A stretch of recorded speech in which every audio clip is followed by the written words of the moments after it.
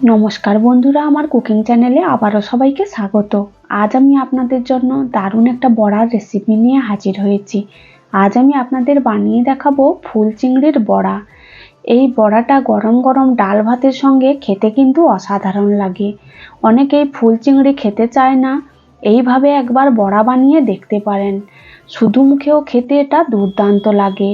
এটা বানাতে বেশি সময় লাগে না, খেতে অসাধারণ হয়। ফুল চিংড়ি রান্না করার আগে কিন্তু খুব ভালো করে বেছে পরিষ্কার করে নিতে হয়। এই ফুল চিংড়ির ভেতরে অনেক নোংরা ময়লা থাকে। ছোট ছোট সামুদ্রিক কাঁকড়া, ছোট মাছ, ঝিনুক এসবও থাকতে পারে, কিন্তু এর ভেতরে তেমন কিছু নেই। কিন্তু খুব ভালো করে এক একটা করে বেছে পরিষ্কার করে নিতে হবে। এই ফুল চিংড়িগুলো খুব টাটকা এবং ফ্রেশ। এগুলো খুব ভালো করে আমি এক একটা করে বেছে পরিষ্কার করে নেব। এর ভেতরে যে সমস্ত ময়লা, ছোট কাঁকড়া, ঝিনুক যা আছে খুব ভালো করে বেছে পরিষ্কার করে নিতে হবে। তারপর খুব ভালো করে ধুয়ে নিতে হবে। সবগুলো মাছ আমি খুব ভালো করে পরিষ্কার করে বেছে নিয়েছি। এই মাছগুলো থেকে অল্প কিছুটা নোংরা বেরিয়েছে। মাছগুলো খুব ভালো করে অবশ্যই বেছে নিতে হবে, না হলে এই নোংরাগুলো এর মধ্যে থেকে যেতে পারে। আমি এক একটা করে খুব ভালো করে মাছগুলো বেছে পরিষ্কার করে নিয়েছি। এরপর একটা ছোট ঝুড়ির মধ্যে খুব ভালো করে জল পাল্টে পাল্টে ধুয়ে পরিষ্কার করে নেব। খুব ভালো করে ধুয়ে জল ঝরিয়ে নিতে হবে, না হলে এর মধ্যে জল থেকে গেলে হবে না।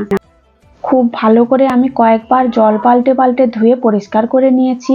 তারপর মাছগুলো এরকম একটা ছোট ঝুড়ির মধ্যে রেখে একটা পাত্রের মধ্যে আধ ঘন্টা মতো বসিয়ে রাখবো। তাহলে সব জলগুলো খুব ভালোভাবে ঝরে যাবে। চিংড়ি মাছগুলো খুব ভালো করে জল ঝরিয়ে নিয়েছি। তারপর আমি এখানে একটা পাত্রের মধ্যে কিছুটা নিয়েছি পেঁয়াজ কুচি। 3টে মিডিয়াম সাইজের পেঁয়াজ আমি খুব ভালো করে কুচি করে নিয়েছি। এই বড়ার মধ্যে পেঁয়াজটা একটু বেশি করে দিলে খেতে কিন্তু খুবই ভালো লাগে। আর নিয়েছি বেশ খানিকটা ধনেপাতা কুচি, অল্প একটু গ্রেট করা আদা, রসুন আর কিছুটা কাঁচা লঙ্কা কুচি। এটা ঝাল ঝাল হলে খেতে কিন্তু খুবই ভালো লাগবে। আর আগে থেকে যে আমি ফুল চিংড়িগুলো জল ঝরিয়ে রেখেছিলাম, ওগুলো এর মধ্যে দিয়ে দেব। তারপর এর মধ্যে দিয়ে দেব স্বাদ মতো লবণ, আর দিয়ে দেব 3 থেকে 4 চামচের মতো বেসন। বেসনটা আপনারা পরিমাণ বুঝে দেবেন। বেসনটা দেওয়ার পর এর মধ্যে দিয়ে দেব পরিমাণ মতো হলুদ গুঁড়ো আর কিছুটা শুকনো লঙ্কার গুঁড়ো। এই বড়া ভাজাগুলো গরম গরম ঝাল ঝাল খেতে কিন্তু খুবই ভালো লাগে। আপনারা চাইলে এর মধ্যে অল্প কিছুটা চালের গুঁড়োও দিতে পারেন। বাড়িতে ছিল না তাই আমি দিইনি। আপনাদের বাড়িতে থাকলে অবশ্যই চালের গুঁড়োটা দেবেন, তাহলে বড়া ভাজাগুলো খেতে কিন্তু একদম মুচমুচে হবে। সব উপকরণ দেওয়া হয়ে গেছে। তারপর হাত দিয়ে আলতো হাতে মেখে নেব। একদম চটকে চটকে মাখবো না, অল্প একটু আলতো করে মেখে নিতে হবে, না হলে সব চিংড়ি মাছগুলো একদম গলে যাবে। এইভাবে আলতো হাতে আমি খুব ভালো করে 3 থেকে 4 মিনিট ধরে সব উপকরণ মেখে নিয়েছি। খুব ভালো করে মেখে নিয়েছি। আপনাদের যদি মাখাটা একটু নরম মনে হয় তাহলে অল্প একটু বেসন বা চালের গুঁড়ো আবারও দিতে পারেন। তারপর গ্যাসের মধ্যে একটা ফ্রাইং প্যান বসিয়ে ওর মধ্যে দিয়ে দেব অল্প একটু সাদা তেল। এই অল্প তেলেই সবগুলো বড়া আমার ভাজা হয়ে যাবে। এগুলো ভাজতে বেশি তেল লাগে না, অল্প তেলের মধ্যেই ভাজা হয়ে যায়। আপনারা চাইলে সর্ষের তেলের মধ্যেও ভেজে নিতে পারেন বা ডিপ ফ্রাইও করে নিতে পারেন। তারপর তেলটা খুব ভালোভাবে গরম হয়ে গেলে অল্প অল্প মিশ্রণটা নিয়ে চ্যাপ্টা করে বড়ার আকারে ফ্রাইং প্যানের মধ্যে দিয়ে দেব। একবারে তো সবগুলো ভাজা যাবে না, ফ্রাইং প্যানের মধ্যে যতগুলো ধরবে ততগুলো দিয়ে লো টু মিডিয়াম আঁচে উল্টে পাল্টে 7 থেকে 8 মিনিটের মতো ভেজে নিতে হবে।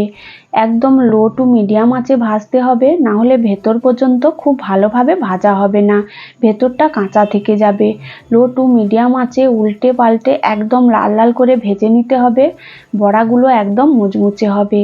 আপনারা দেখলেই বুঝতে পারছেন কতটা সুন্দর হয়েছে, খেতে কিন্তু দুর্দান্ত হয়। 7 থেকে 8 মিনিট লো টু মিডিয়াম আঁচে খুব ভালো করে বড়াগুলো ভেজে নিয়েছি। একদম লাল লাল হয়ে গেছে। এরপর নামিয়ে নেব।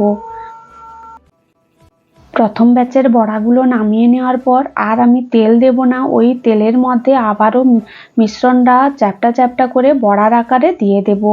এইভাবে প্রথম ব্যাচের মতো একদম লো টু মিডিয়াম আঁচে এগুলো উল্টে পাল্টে একদম লাল লাল করে ভেজে নেব।